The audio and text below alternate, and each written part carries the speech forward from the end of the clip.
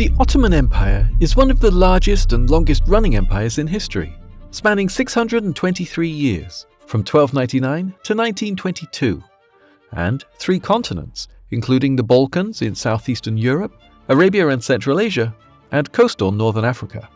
Like many great empires that came before it, the Ottoman Empire was based on slavery. But unlike most examples of slavery, in the Ottoman Empire, slaves were white. The Ottoman slave trade spanned the entirety of the empire's existence, even after attempted abolishments in the late 19th century. Particularly during the earlier centuries of the empire, slaves were taken during war raids or politically organized expeditions ordered by the Sultan across southern and eastern Europe, the Balkans, and the Caucasus, with a large percentage shipped to the capital Constantinople, nowadays known as Istanbul. And later, from the 16th to 19th centuries, a huge number of Europeans, hundreds of thousands, were captured by Barbary pirates and sold as slaves to the Ottoman Empire, although the Ottomans themselves did not participate in these raids. It's estimated at its heights, 1 in 5 residents of Constantinople were slaves, which was not dissimilar to the Roman Empire the Ottomans replaced. This is the largest example of white slavery in history, although comparatively lesser study has been done on this than the African-American slave trade. Much like the infamous Christian Crusades led by kings like Richard the Lionheart, who journeyed across Europe to forcefully convert people to Christianity and take over their land, the Ottoman Empire did much the same, but was Muslim-led and instead captured Eastern Europeans and young Christian boys to convert them and enlist them in a special branch of the Ottoman army known as the Janissaries. More on them later. And although religion and payback played their own part in the Ottoman raids, financial reasons provided a far greater motive for enslaving those from conquered countries. At least we can conclude we're all as bad as each other. Most sources available on slavery in the Ottoman Empire comes from white, Christians, Western Europeans, and those removed from the actual empire's existence. As such, we cannot qualify the accuracy of these accounts, being that they are told through the lens of people who did not experience the empire themselves and have many cultural biases in their reporting. The few accounts from within the empire give us some rare insights into how slavery was viewed through the lens of the Ottomans themselves. First, it's important to know that Muslims held a very different view on slavery to other nations and religions involved in slave trades. The Quran suggests that slaves should be treated with kindness and encourages manumission, freedom of slaves who have proved their loyalty. The Quran also teaches that slaves are of equal moral standing to their masters, but lower legal status, and not legally differentiated by their skin color.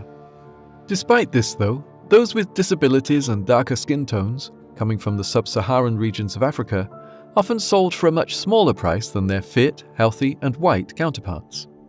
All Ottoman slaves were expensive, usually owned by high-ranking officials who paid the most for virginal European girls aged between 13 and 25 and healthy teenage boys.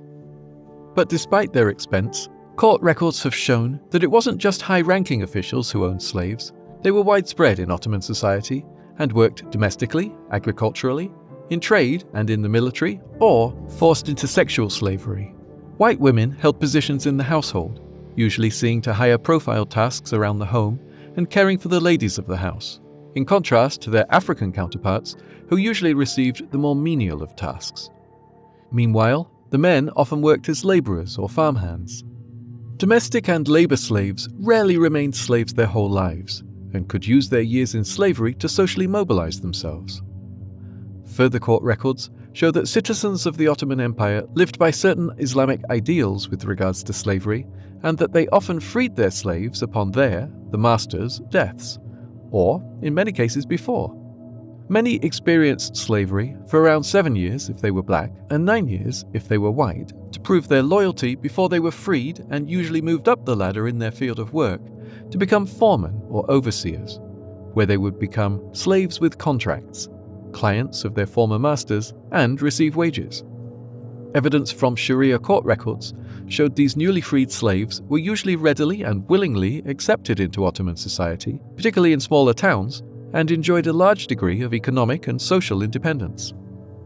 Let's talk about the darker part of slavery in the Ottoman Empire, because slavery in general isn't dark enough: the sexual slave trade. The sexual slave trade in the Ottoman Empire can be divided into two categories: young girls taken during war raids or sold to slavery by their impoverished families, and those who resided in the imperial harem. The lesser fortunate female sex slaves were expected to be freely sexually available to their male master, although not the husband of a female master, and often lived in part of a harem. But they did have certain rights not afforded to other women in slavery. Lucky them. If a harem slave were to find herself pregnant, she could not be sold into further slavery and would be freed upon her master's death, and any child was born free and could not be sold or given away. Young boys were also victims of sexual slavery, although they usually worked in bathhouses or coffee houses. What may seem strange to modern-day sensibilities is that being sold into sexual slavery wasn't necessarily considered a bad thing. In fact, although many were tragically sold out of desperation and poverty, even more were sold with the intention of utilizing the upward social mobility that came with a position as a sex slave, especially if you managed to secure a position in the imperial harem. Most sources regarding the imperial harem are sensationalist, written with a high degree of exaggeration and not much proof of the truths behind the tales, particularly in the case of Western writers. This is because many Ottoman citizens themselves did not know of the goings-on in the imperial harem, with all those contained within kept separate from society and sworn to silence of its secrets. Slaves within the imperial harem, known as concubines, used their position for social mobility, and often had greater freedom and luxuries than many free people. They were guarded 24/7 by black eunuch slaves and enjoyed positions of power, the ability to become wed to a high-ranking official, or even one of the sultan's wives, whereby, particularly in the period 1533 to 1636, they wielded great political power, having the ears of many influential men.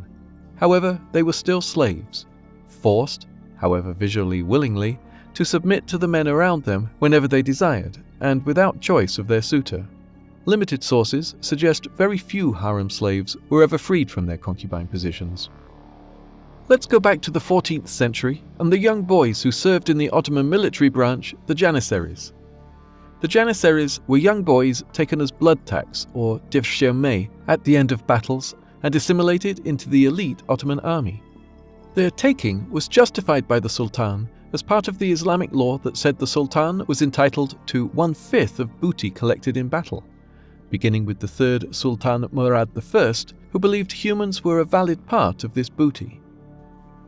After their capture, the boys were forcibly circumcised, converted to Islam, and became part of an intense slave soldier regiment where they were subjected to extreme discipline, becoming highly focused elite soldiers. The janissaries were forbidden to grow beards or marry before aged 40, and expected to show complete and utter loyalty to the emperor. They received wages, were supported in battle, and became one of the first regiments to train in the use of firearms in the later centuries of the empire.